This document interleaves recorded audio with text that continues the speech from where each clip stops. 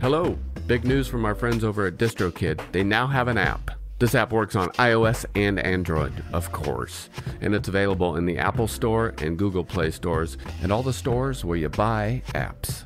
Go check it out. It's got a lot of cool features. You can upload new releases, you can get notified when you've earned royalties, awesome. You can withdraw from the app via push notifications, a little dangerous for me, but rad. Anyways, go check it out. It's all at distrokid.com/app. And don't forget, you can still get 30% off your DistroKid account by going to distrokid.com/VIP/tour stories. Have a great one. We would like to celebrate our friends and supporters over at isotope.com, fine makers of audio software for repair, mixing, and mastering. You know their goods: RX10, Neutron 4, Ozone 11, Nectar 4. Chris and I love them, we use them, and we know you'll love them too. And right now they're having a New Year's sale on many of their software bundles. Go to isotope.com and check it all out. And use code RUIN10 when you check out to get your discount. Again, it's izotope.com. And enjoy. Hello, Tour Story listeners. Thank you for your continued support, and welcome to Season 4. I'd like to take a second to thank our friends and sponsors over at Isotope. Here at Ruinous, Chris and I rely heavily on easy-to-use tools like RX and Ozone for all of our audio repair, mixing, and mastering. Now, Tour Story listeners can get 10% off Isotope plugins or try Music Production Suite Pro for free for 30 days using code FRET10. That's FRET10. To get your discount and check out all of their easy-to-use products, go to isotope.com/ruinous. That's izotope.com/ruinous and use code FRET10. And thank you for listening. Hi, Sonny. Hey, Joe. How's it going? Wonderful. Lovely to see you. Yeah. When do you think the last time we saw each other was? Gosh, I don't know. I would say probably been 15 years at the very least. Yeah. Maybe it wasn't that long ago. Maybe this is like 2010, maybe. Yeah. 11, maybe, 12 years ago. I don't know, something like that. Where are you? I'm in Hot Springs, Arkansas. Hot Springs National Park. Yep. The country's first national park. Really? 100 years old this year, yeah. It's funny to talk to you. Largely, I talk about tour stories and touring and rock and roll. And almost every episode, I can or I do reference you. What? Either in my mind or verbally or I hold back and don't say, I can't reference Sonny again. But how interesting and why is that? Well, I'd like to talk about that later. But okay. I hope it's for something good. For example, when you say you're in Arkansas, I'm like, let's see, Arkansas. I think I've been there with Sonny. Playing in a gazebo, possibly. All right. Well, let me interrupt you right there. Yeah. I think your memory about the gazebo is right, but I think my presence is a phantom memory. Really? None of the bands that I was in were ever able to get a show in Little Rock, if you can believe that. Not at Jason White's house? No, I knew Jason. I met him eventually. But like when Angel Hair came through here on tour, I think Chino Horde were on tour somewhere else. So there was no one. I think that's why we didn't have a show, but I don't remember. Wow. I feel like I tried because we were all over the place, but the VSS2 never played here. It took a while. I'm not sure what. Yeah, interesting. But you guys I know did, because I remember. First of all, I remember at least one Arkansas the Natural State sticker, which must have left a big impression. Right. We're talking about a sticker like 25, 30 years later.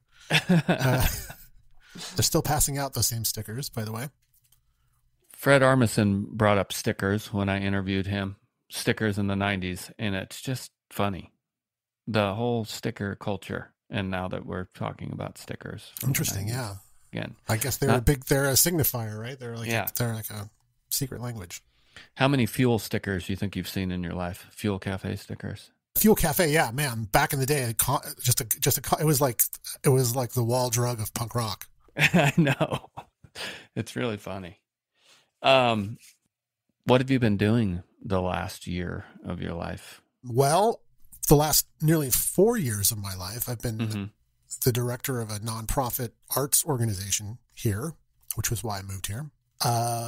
We were hugely impacted by COVID and sort of shut down our physical operations for a year, and happened to dovetail with the building that we occupied going up for sale and selling very quickly. And so we sort of became a virtual organization overnight. And so we've spent the last year sort of reinventing ourselves a little bit and adapting what we do and how we do it, and are now kind of emerging stronger than ever before and a lot more prepared to really evolve all of the things that we're doing. You know, it's so ironic. I mean, we're a nonprofit here in a difficult place to raise money for these kind of things and to really cultivate an ongoing thing that has momentum and grows.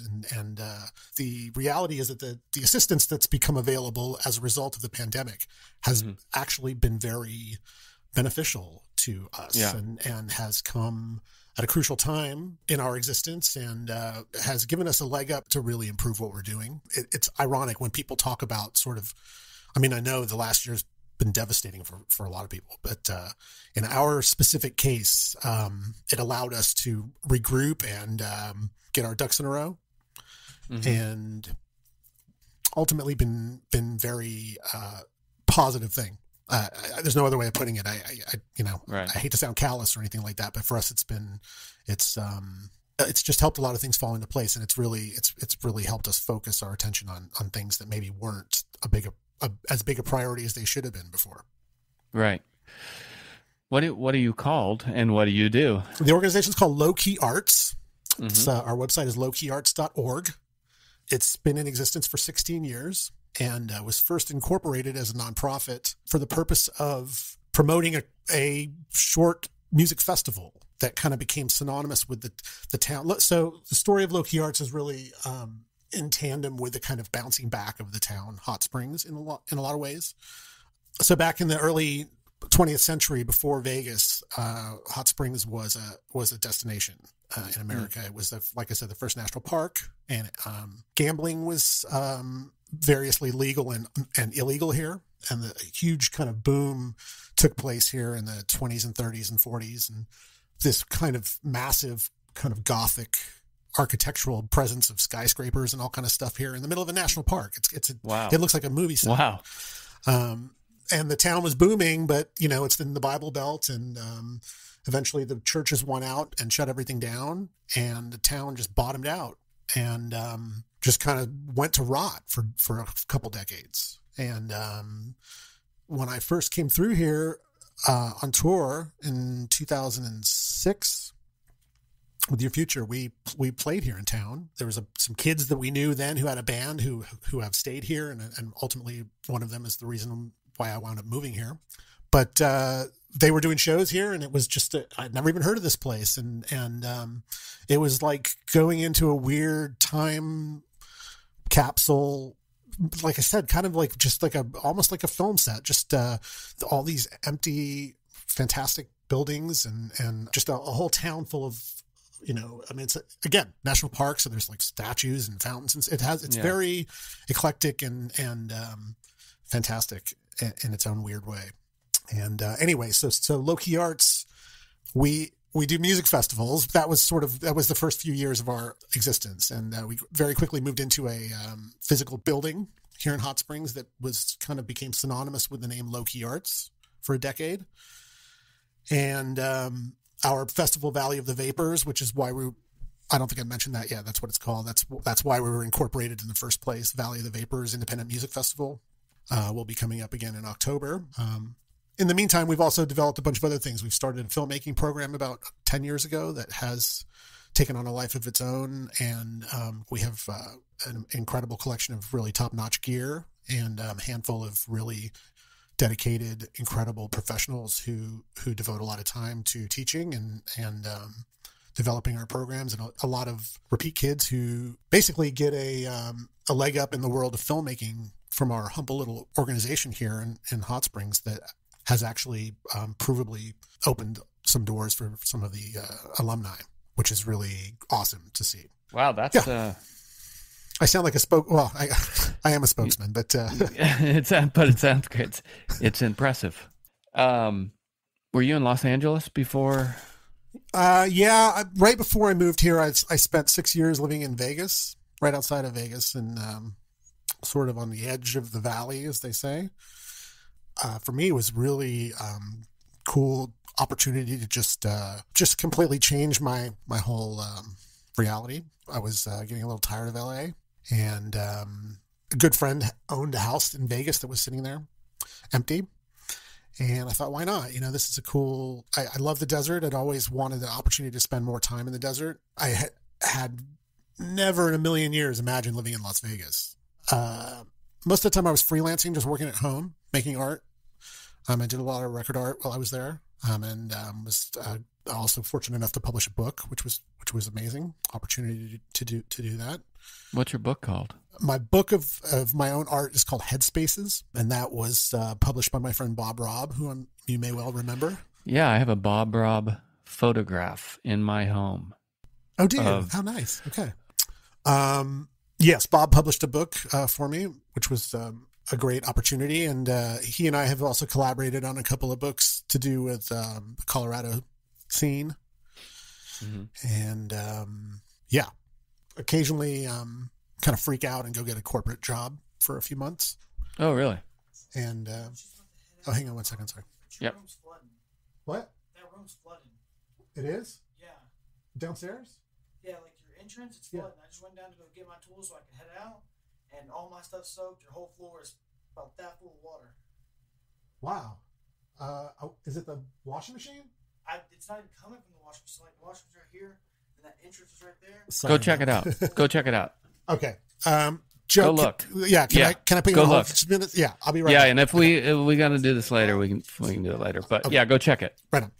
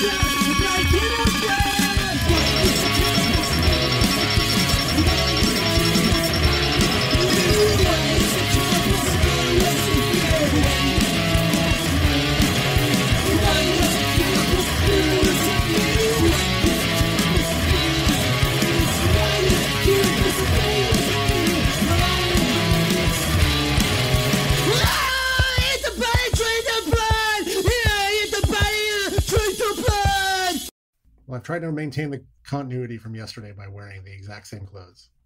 Oh, okay, good. I'm wearing my clothes I slept in. Good. I'm good. I went from my bed to editing. Yeah, Anger Simone's t-shirt. So we left off. We were talking about your stint in Nevada. So while you were there in Nevada, Mm-hmm.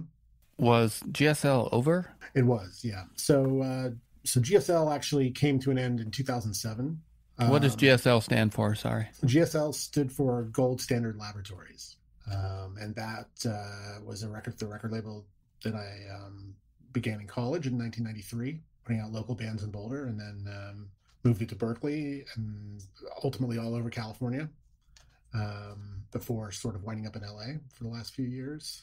Things were getting increasingly difficult with doing it, and there was a lot going on in my life and a lot happening with the Mars Volta, who were by that point, intricately linked to the label and what we were all doing together. And we closed the doors on the label at the end of that year. Within a year or so, we had done a deal for Omar's imprint through Sargent House in LA. So the last few years I was living in LA, I was actually working at Sargent House. So that was the last few years in LA. I left LA in 2011 for the desert. And, one thing led to another. And 6 years flew by out there. And then this opportunity to come to Hot Springs appeared. And these were things that I never, ever would have predicted or imagined. But that was what was intriguing about them. And right. Here we are. All right. Well, I typically play a song right now in this type of interview. Okay. We're not going to play a new song from Sonny Kay today, but I just want to talk to you about touring, which in this version of the podcast, I don't talk about touring that much. But as I said at the beginning of this, almost every time I discuss touring with anyone, your name either comes up or it just comes up in my mind. And as we maybe found out, maybe they're all phantom stories, but I don't think so. I'm haunting your memory for some reason. So my formative years of touring were with Bare Minimum, and in turn with you booked us shows and we toured with maybe both of your bands, maybe both Angel Hair and VSS. I know VSS. So, yeah. And for that, I'd like to thank you. Well, you're very welcome. Those were wonderful times. You showed me the road for reals. You showed me the road to the road. Well, you make it sound as though I was, as though I was kind of as if I had any experience that I was then in turn, we were kind of, I may have been the one making the phone calls, but I feel like we all were equally on those trips and adventures together, and equally as pleasantly surprised or as catastrophically disappointed as we were, right? Depending on the. You were definitely a step ahead of me. You had toured before, and I don't know, you instilled some trust for both Bare Minimum and me when we were either together or when you were booking shows. Well, thank you for that. And thank you.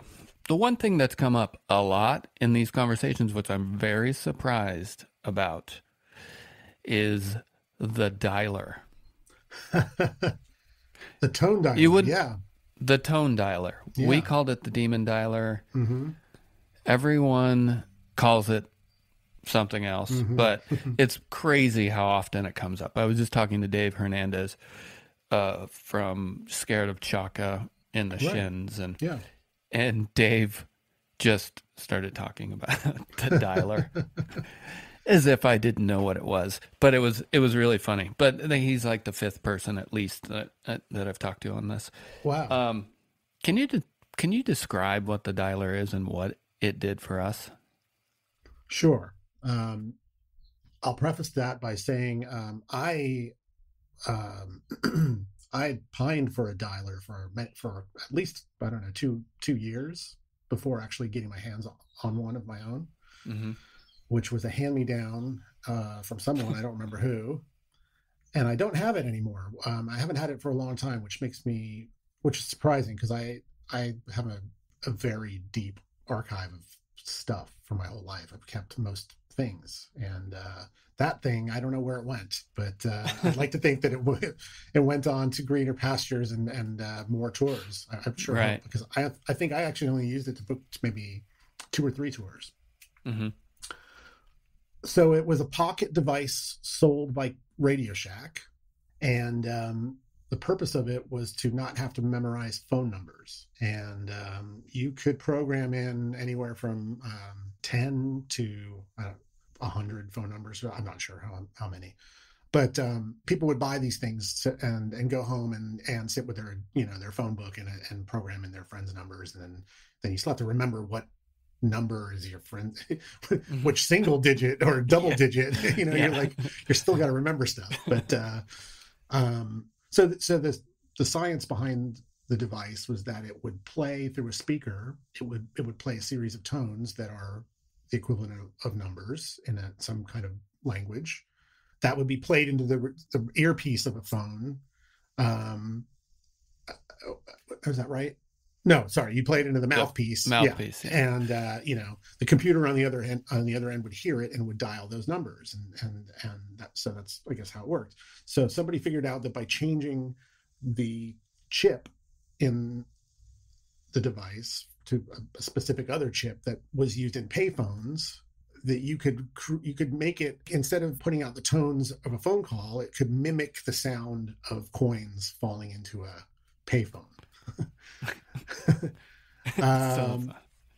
Nickels, dimes, and quarters, right? and you could actually set it up so that you'd have a different button for each denomination. And the number one easiest way to get caught using it was to accidentally hit the buttons too quickly, and you get the 2 samples playing on top of one another, and that would somehow, a red flag would go on at the phone company, and someone would come on the line. And I remember in our training from you, oh man, I mean, you're incriminating me with and not to do it too fast. Incriminating, you're a hero. This is not a criminal activity. Yeah, I specifically remember Brian Speckman saying, "Don't hit it too fast. Don't hit it too fast. Don't hit it fast." Yeah, or else you'd of course incur the wrath of the phone operator who'd come on and insist that you remain where you were. The authorities were on their way. Did you have that happen ever? Oh, I had them come on the line and say that, but you did. I don't remember ever sticking around long enough for the authorities to show up, although I suspect that they didn't. Black Hawk helicopters, SUVs, men in suits. I do. My most vivid tone dialing memory was sometime during, I think must have been around 95. I worked at that Club 156, and I was the kind of club manager, but we shared an office with the security guys for the whole building. And they would tip us off on other gigs, like on other weird paying jobs around campus, right? And so I volunteered to get paid to be the overnight guard in the UC Field House on campus there for a copier machine expose that was going on, copier machine convention, right? So they had like 500 copy machines set up in the field house. And they just wanted someone to stay there all night so that the machines didn't start walking off, I guess, or something. Not that anybody even cared about them. Yeah.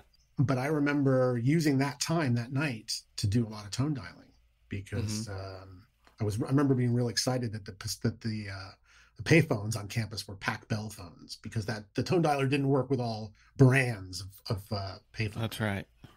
It had to be a Bell phone. Yeah, that was quite a boon. Yeah. And what did you do? Did you book tours with these? I booked tours. Yeah. Booked tours, I guess, probably just for my own bands. Maybe I helped other bands book some shows. I don't remember. I don't remember doing much of that at that point in time, but I probably, the dialer may well have been lent out. In fact, that might be why I never got it back or something. I'm not sure, but yeah. But, I know it came, like I said, I know it was a hand-me-down from somebody who I think upgraded, got a better one. So no doubt had booked a lot of tours already by the time I got it. Right. That seems to be the most memorable hack for me in my education with Professor Sonny. I don't know how we found this out, but I feel like maybe you might have been the one to at least tell me Taco Bell burritos were vegan. Oh, yeah, that's true. Yeah, that was true. And I suspect it probably still is. I thought you were going to talk about scamming Taco Bell. No, you're going to. But also, the biggest Taco Bell burritos in the country were in South Dakota. Do you remember that one? I do remember that. I do remember that Taco Bell being exceptionally. I do remember that. So and those kids in Rapid City were incredibly proud of that Taco Bell. Oh my God, were they ever? You know, it could have also been just a trick of the mind because you're like been on tour for 8 weeks and you're in Rapid City, South Dakota, and you haven't had a proper meal in God knows how long, and that Taco Bell just starts looking real good. And the other one was you and the VSS and or Angel Hair guys always knew where the swim spots were. Did we? I remember specifically going like one band member going, do we have to follow them, caravan them? And I remember me and Brian Speckman saying yes, because they know where the swim spot is. So do you remember any other hacks from back then? Yeah, I mean, I'm flattered to hear you give me the credit that you do, but I feel like I was a novice in a lot of things too. And after, a few years after the time we're talking about, by the end of the 90s, 98, 99, I was touring with Locust a lot. And man, they had all kinds of tricks going on. They schooled me on a lot of stuff. They taught me about something called the super dollar, which was a long piece of packing tape with a dollar at the end. And that thing inserted into a Pepsi machine or whatever would usually successfully, you yanked it hard enough, you get your dollar back, it would just wreak havoc in the machine, and they just start spitting out change or cans. That was a useful one. What's the Taco Bell? The Taco Bell. So the Taco Bell thing, I remember being routinely successful with this, and on being on tour with Savalas in 1992. I remember doing this every day for a week. It would work at all the Pepsi branded places, Taco Bell and Pizza Hut, and it was just a matter of being friendly and persistent. And you call up and say, "Oh man, I came through the drive-through an hour ago and ordered food for all my vegetarian friends, and man, all these burritos have got ground beef in them. What's going on? Like, you gave us the wrong stuff," and blah blah blah. And they'd say, "Well, do you have your receipt?" "No, I threw it away with the trash." "Okay, well, come back by and we'll fix it for you." And they would. And so you call ahead to Salinas from, wherever you are, King City, or I'm probably getting my cities backwards or something. But, right. Like I remember doing it there in particular, and roll into town an hour later, and it's almost like they're waiting for you. And, there was a few times where they would take a look at us and be like, "Oh, I don't think so. You guys are full of shit." But 9 times out of 10, I'd be like, it's the manager's a teenager. They don't care. No. And they want to get in your van. Exactly. Yeah. I'm sure more than one. I do remember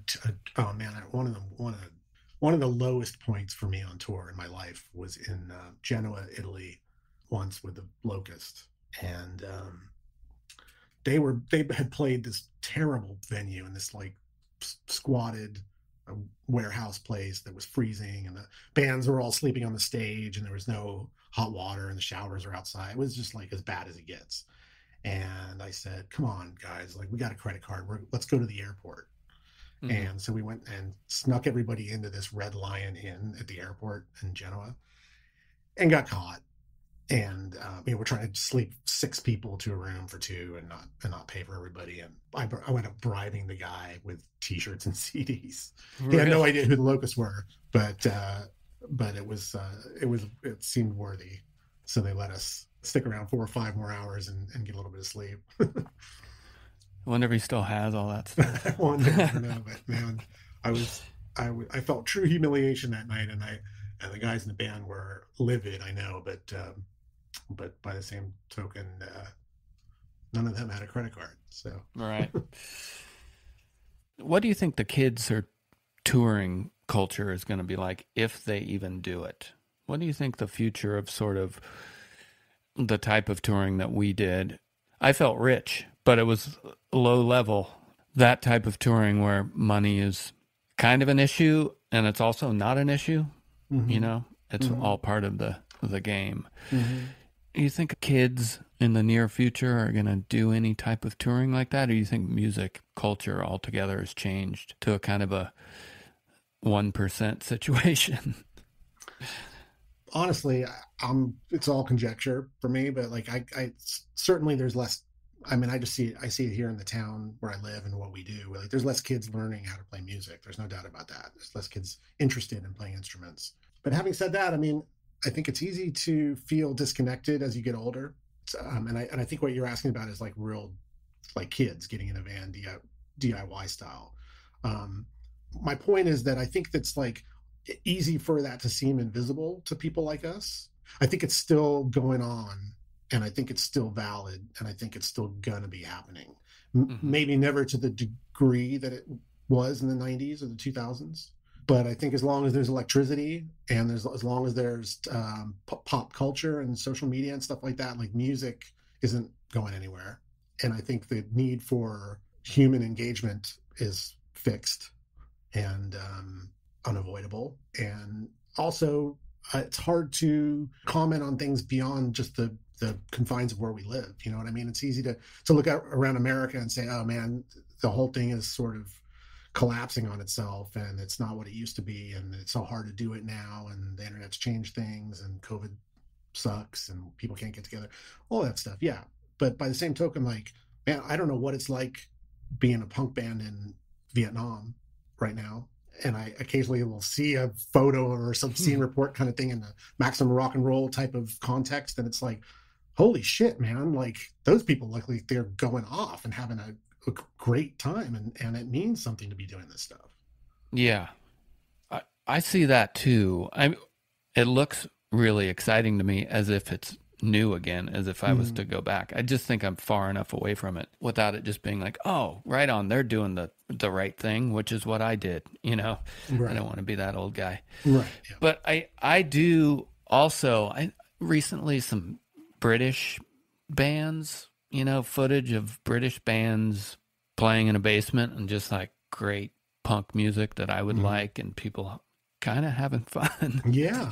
It's like incredible amount of bands coming out of England, out of Holland, of all places. Like about a year ago, we went down a little rabbit hole on a radio show that I do on Fridays. We started digging, and it's like band after band after band was just incredible.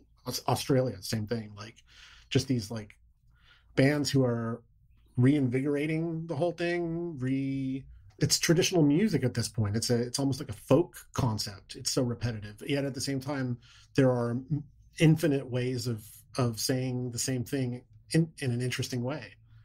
Music culture and music life, and what music does to your mind and what music does to the minds of children. It's hard not to put it on a pedestal or create a hierarchy, because it does seem like an inherently good thing any way you look at it. And it's sad that it's not as, at this time, it doesn't seem to have the kind of value placed on it that it has at other times. Right. Yeah, and I will allow myself to be an old right now. And that's the last thing I'll say on touring, which is I really truly look at the touring that I did when I was 19 years old as equivalent to my dad sending me on a week-long camping trip with a group of guys when I was younger. And, there's a lot of materialistic similarities. You bring a sleeping bag, you pack light, you eat light, all those things. You try to drink as much water as you can, etc. But it wasn't painful, but it's figuring out the world and figuring out how to survive in a capacity that I think is actually useful. I'd like to send my son out on a tour van. I'd also worry about him. And I think for us and our close peers, it seemed to be a pretty wholesome experience. We were all uptight about driving safely. Well, we were good kids. We weren't adults, and we were trying to contribute to something that we all had a lot of love and respect for and took very seriously. And I don't think any of us necessarily envisioned having long-term careers doing any of that stuff, but in the moment, it was the only thing that made sense. It was the only option that seemed at all cool and livable and healthy. And I think I speak for all of us when I say that. Yeah, I mean, for me, I agree. I couldn't agree more. I mean, as a kid, I loved going to summer camp. And I went to these kind of weird quasi-religious summer camps, not because my family was religious, just because those were the ones that we found out about. Yeah. And I came away from those experiences just thinking like, man, when I'm a teenager, I'm going to be a summer camp counselor. That right. Like, I remember for a decade seriously entertaining that idea. And that was a goal, was like, I'm going to go back and do that was just the coolest thing ever. And by the time I got old enough to do that, like, the idea of being a summer camp counselor, particularly at a religious summer camp, was just like so far out the window. But I realized pretty quickly that I was scratching that itch. First of all, just being in a band on tour in a van, and then later on being a tour manager, sort of, not very formal, but just kind of being the dad. Right. Was kind of like, oh, that's where this comes from. Yeah.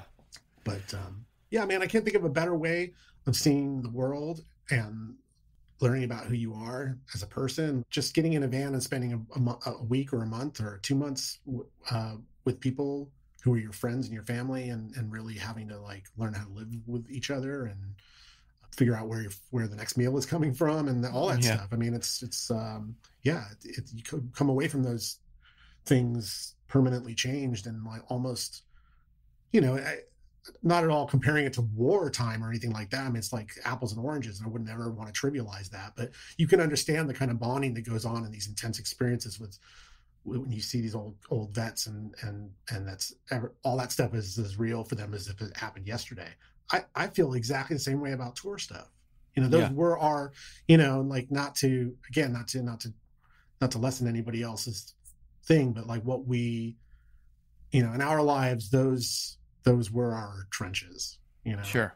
Our fight was much less intense, I guess, but still, yeah. I mean, no, I know exactly what you mean. Well, it was good talking to you. It's great talking to you always. I wish it happened more often. Yeah. Well, maybe I'll be there this summer. I would love that. I want to ask you one more thing before we go. Sure. What are you looking forward to now that things are starting to change post-pandemic, and it sounds like Low Key Arts is cooking up something or a lot of things? We are, yeah. We're gearing up. We have a lot of stuff on the horizon for this year. A couple of big things at the end of the year, and are kind of continually in the process of developing our educational stuff and other things behind the scenes. So, yeah, I'm very enthusiastic about all that. Excited about things taking shape here with that, and I'm also really, I miss traveling. Traveling has been a huge part of my life always, and we are lucky enough to do little road trips around this part of the country. I do miss, sort of regular treks out west and familiar faces, and I definitely need to go and soak up a little bit of desert atmosphere. Well, the whole West is turning into a desert. I'm in Seattle, and it hasn't rained in over 2 weeks. Come out here if you want to see the new desert. I'd love to. I haven't been up to that part of the country in a long time, and would love to see you. Love to see a lot of old friends, and just kind of I suspect a new appreciation for it that I maybe wouldn't have felt in the past. Yeah. Things change as you get older. Plus, you realize like tearing through these places on tour for 6 or 8 hours at a time doesn't really do them justice. No, it doesn't.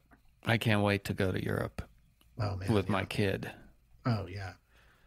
I'll just take him on the tour of my tours. I'll go right to the venue and I'll just start there. Yeah. Where we ate dinner, where we got coffee. see what I can find. Of course, the incredible thing is that all those venues actually probably are still there. That's true. You can take your kid to Vera and actually get him a hotel room. Right. And probably the same room that U2 slept in 40 years ago. Right. And it's pretty remarkable. I mean, that's what's incredible about the whole thing over there. It's just like, it really puts it in context. You know what I mean? It does. We're so used to disposable, not necessarily disposable. Nothing here seems to last that long. Mm-hmm. All right, man. Again, great to talk to you. Great talking to you too, Joe. Thank you so much. I hope to see you at an airport or out west. I'll meet you at the Sbarro in the Bill Clinton Airport in Little Rock. All right. Is there a Sbarro there? I like Sbarro. All right. All right. It's the date. All right. Good luck with your plumbing. Mine's fixed. Thank you. I hope that yours is going to be fixed Me too. soon. Fingers crossed. All right. Thank you for that. All right, man. Take it easy, man. Be well. Bye. Take care. Bye. Bye.